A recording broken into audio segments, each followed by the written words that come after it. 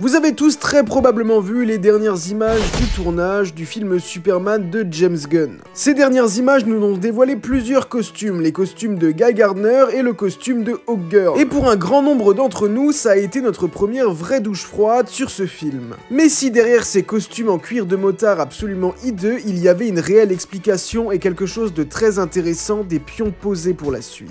Je vais t'en parler ici tout de suite, mais avant tout, tu peux laisser un pouce, activer la cloche et surtout t'abonner ici pour toujours plus de DC. Alors qu'il y a quelques semaines, nous avons eu la révélation du costume de Superman, mais également du costume de Mr. Terrific. Un étrange logo apparaissait sur son costume, et ce même logo est revenu sur les costumes de Hawkgirl et de Guy Gardner. Ce logo, c'est celui de Lord Tech, l'entreprise de Maxwell Lord qui sera incarnée déjà par Sean Gunn dans le DCU. Et je dis déjà Sean Gunn car du coup on remarque qu'un acteur a déjà été casté pour ce rôle, ce qui signifie que ce personnage aura son importance. Et si on regarde de près ce logo, on a l'impression qu'il fait un Justice League. Un J et un L, et s'il s'agissait en réalité d'une version différente de la Justice League Internationale. Si vous ne savez pas ce qu'est la Justice League Internationale, c'est une forme de Justice League sous la direction de Maxwell Lord. Mais c'est une Justice League qui agit un petit peu sous les ordres du gouvernement, puisqu'elle a reçu l'aval des Nations Unies. Si vous voulez, c'est un petit peu une équipe qui agirait un peu comme les Avengers après les accords de Sokovie, si vous suivez un peu le MCU. Donc dans cette version, ça pourrait très bien être ce type de Justice League, mais il se pourrait aussi que ce soit une Justice League un petit peu à la manière de The Boys,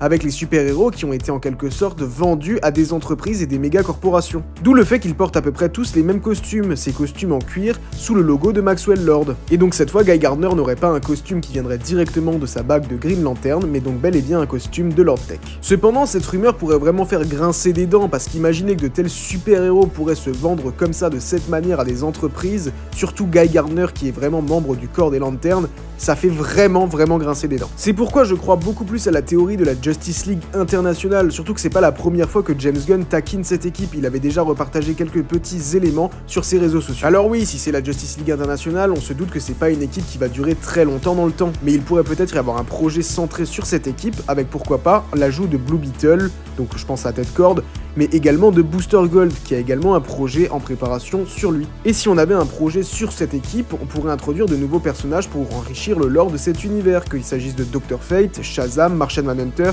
et évidemment Batman, qui joue un rôle très important dans cette équipe. J'ai vraiment envie de croire à ces théories parce que je ne peux pas croire qu'un mec aussi intelligent que Mr. Terrific puisse avoir un costume venu d'une entreprise comme celle de Maxwell Lord. Mais également que Guy Gardner ne porterait pas une tenue directement venue de son anneau et donc directement venue du corps des lanternes.